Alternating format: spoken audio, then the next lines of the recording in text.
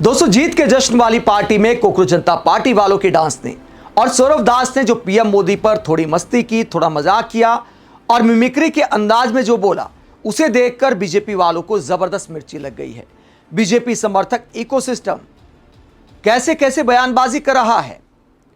एक तरफ कोकरोच जनता पार्टी वाले जीत के जश्न में रसगुल्ला खा रहे हैं, केक काट रहे हैं, वही बीजेपी समर्थक इकोसिस्टम में तेज मिर्ची वाली झाल मुड़ी खाने का माहौल हो गया है। जबरदस्ती तेज मिर्ची वाली झाल मुड़ी खा रहे हैं और उसके बाद जले भुने बयान दे रहे हैं। जब भी कोई युद्ध लड़ा जाता है, उस युद्ध में बहुत सारे सैनिक शहीद होते हैं। उसके बावजूद युद्ध जब जीता जाता है तो पुराने जमाने से ये परंपरा रही है। आपने भी इतिहास पढ़ा होगा, सुना होगा कि जीतने के बाद जश्न मनाया जाता है, नाच गाना किया जाता है। इसका मतलब ये नहीं होता कि जो सैनिक शहीद हुए उनके लिए मन में कोई संवेदना नहीं है।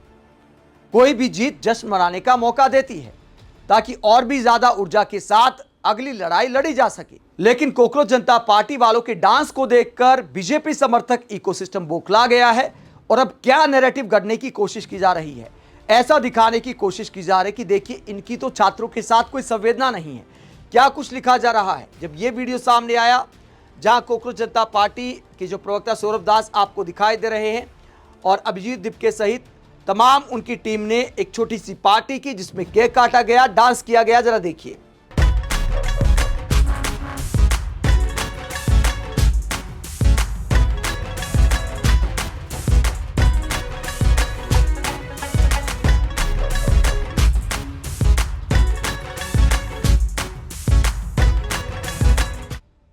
तो डांस का ये वीडियो सामने आया तो बीजेपी समर्थक इकोसिस्टम वाले क्या लिखते हैं, जरा देखिए। क्या कुछ लिखा जा रहा है। कितने सारे नीट छात्रों ने आत्महत्या की थी, जिनके नाम पर इन्होंने फेम और नाम कमाया। अब ये सब पार्टी में मगन हो चुके हैं, क्योंकि असली मकसद छात्र से ज्यादा धर्मेंद्र प्रधान था। इसके बाद क्या लिखा जा रहा है। सीजेपी के कोकरोच इस तरह से संवेदना जता रहे हैं उन छात्रों के परिवारों के साथ जिन्होंने अपने बच्चों को खो दिया नीट पेपर लीक की वजह से। और इसमें ये डांस के वीडियो दिखाए जा रहे हैं। इधर सौरव दास का वीडियो है, इधर नेहा का वीडियो है, जो आंदोलन में जीत की खबर सामने आई थी उसकी शाम का वीडियो है। तो इस तरह के वीडियो दिखाकर ये लिखते हैं, ये बताने की कोशिश करते हैं कि इनको छात्रों के साथ कोई संवेदना नहीं है। इस पर गोलदारा लगाया है कि मानो कोई क्राइम किया हो। जैसे क्राइम की कोई रिपोर्टिंग होती है, गोल सर्कल में दिखाया जाता है कि भैया देखो ये पकड़ा गया बंदा, ये सीसीटीवी में दिखाई दिया है। अब डांस करने पर भी ऐसे जूम कर करके देख रहे, भैया इतना क्यों जलना है। फिर कहता हूं, युद्ध जीता जाता है तो जश्न मनाया जाता है। अगर जश्न मनाने का तरीका सभ्य है, सभ्य समाज के दायरे में आता है, तो आखिरकार इतना क्यों जलना है। यहां पर अभिजीत दिपके की फोटो दिखाते हुए क्या सवाल उठाए जा रहे हैं। सवाल उठाया जा रहा है उनके टाइफाइड को लेकर कि जब टाइफाइड हो गया था तो डॉक्टर ने पार्टी और डांस करने की परमिशन कैसे दी। आगे बताते बीजेपी वाले कि टाइफाइड में आखिरकार बॉडी को क्या क्या नुकसान हो सकता है और डांस आप क्यों नहीं कर सकते। इतनी एनर्जी आखिरकार कहां से आती है। यह भी बताया गया है कि मसल्स में इतनी एनर्जी नहीं आती कि आप डांस कर सके। तो टाइफाइड को लेकर भी यहां पर लगता है कि सवाल उठाए गए हैं और यह कहा गया है कि अभिजीत दिपके को तो रेस्ट करना चाहिए था, लेकिन देखिए ये जो है डांस कर रहे हैं। इस तरह की भाषा का इस्तेमाल किया गया है अभिजीत दिपके पर सवाल उठाते हुए। आगे क्या कहते हैं मोदी समर्थक। तुमने जो लाठी खाई उसका पैसा इनको मिला, जिससे इतनी महंगी पार्टी हो रही है। तुम लाठी खाओ, कोर्ट के चक्कर लगाओ, पैसा ये कमाएंगे और ऐश करेंगे, तुम्हारा भविष्य बिगाड़ के ये खुद का भविष्य बनाएंगे। तो दावा किया जा रहा है इतनी महंगी पार्टी, कितनी महंगी पार्टी हो गई। कुछ कोल्ड ड्रिंक की बोतल आ गई होंगी, इसके अलावा एक केक आ गया होगा।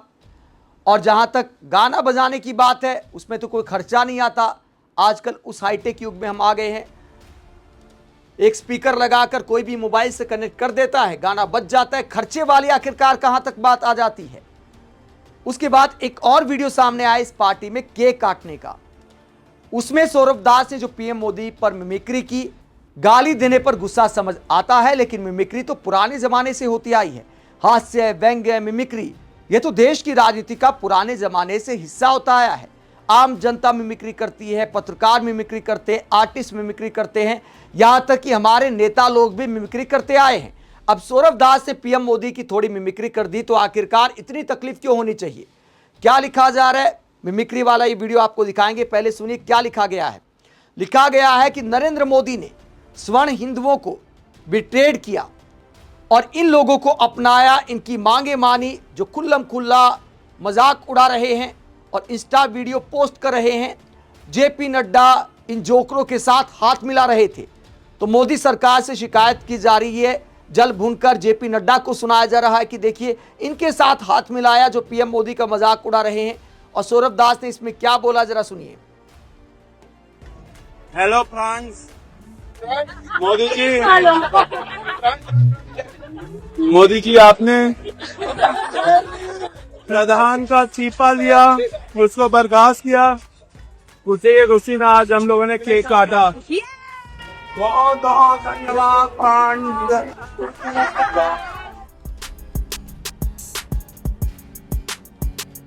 तो पीएम मोदी के फ्रेंड्स कहने के तरीके का थोड़ा मिमिक्री के अंदाज में मजाक उड़ाया सौरभ दास ने। इतना चलता है, युवा मस्ती है, इतना चलता है। हेलो फ्रांस, बहुत बहुत धन्यवाद फ्रांस। लेकिन बीजेपी वालों को ये बात हजम नहीं होती। इससे पहले भी सौरभ दास ने कहा था पीएम मोदी के बारे में कि 75 साल से वो पार कर चुके हैं, वो जैन जी को नहीं समझ सकते। फ्रेंड्स कहने से काम नहीं चलेगा, युवाओं को समझने की जरूरत है। ये पैगाम दिया था सौरभ दास ने। जहां तक आंदोलन के बीच या आंदोलन के बाद पीएम मोदी पर मस्ती करने की बात है, मजाक करने की बात है, तो सौरभ दास ने एक बयान दिया था।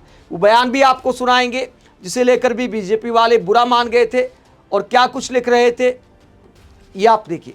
लिख रहे थे कि सौरभ दास बड़ी बेशर्मी से पीएम मोदी का मजाक उड़ा रहे हैं, उनकी एज का मजाक उड़ा रहे हैं और फ्रेंड्स कहने वाले रिमार्क का मजाक उड़ा रहे हैं। आगे सौरभ दास को कोट किया गया है कि मोदी 75 साल के हो गए हैं, उन्हें जैन जी की लैंग्वेज नहीं आती। आगे सौरभ दास को टारगेट करते हुए लिखा जाता है कि बॉयफ्रेंड गर्लफ्रेंड डियो अपने आप को क्या समझता है, ये जोकर क्या सोचते हैं कि इंडिया अभिजीत दीपके या उज्जवल सिंह को पीएम बनाना चाहता है। तो इस तरह के कमेंट किए गए सौरभ दास की वीडियोस को लेकर। और सौरभ दास का इन लोगों को क्या जवाब है, एक वीडियो में आपको दिखाता हूं। द रेड माइक को एक इंटरव्यू में क्या कहा था सौरभ दास से, जरा सुनिए। अपना अंदाज है काम करने का, जेंजी का अपना अंदाज है काम करने का। जब सीरियस होना होता है हम सीरियस होते हैं, जब कोल्ड कॉफी पीने का टाइम आता है तब कोल्ड कॉफी भी पी लेते हैं और इस्तीफा भी लेके चले जाते हैं मंत्रियों का। तो मुझे लगता है हमें कभी भी किसी भी दूसरे जनरेशन को कंपेयर नहीं करना चाहिए इस प्रेजेंट जनरेशन से। तो ये जवाब दिया सौरभ दास ने कि यंग जनरेशन को पता है कब गंभीर होना है, कब संवेदना जतानी है, कब गुस्से में आंदोलन करना है, कब आंदोलन को बनाए रखने के लिए इंकलाब जिंदाबाद के नारे लगाने हैं, आंदोलन में माहौल बनाए रखने के लिए देशभक्ति के गानों के साथ, जोशीले गानों के साथ डांस करना है और जीत के बाद पार्टी कैसे करनी है वो भी जैन जी को आता है। तो सौरभ दास का ये बयान अपने आप में जलने भूलने वालों को जवाब है। और डांस वगैरह पे मुझे आपत्ति बिल्कुल समझ नहीं आती। कोई भी युद्ध जीता जाता है तो इसी अंदाज में जश्न मनाया जाता है। तो जलने भूलने की बजाय, ज़बरदस्ती का ये प्रचार प्रसार करने की बजाय, छवि बिगाड़ने बनाने का खेल करने की बजाय आत्ममंथन करना चाहिए कि आखिरकार युवाओं में इतना आक्रोश क्यों है जो दिल्ली की सड़कों पर दिखाई दिया था।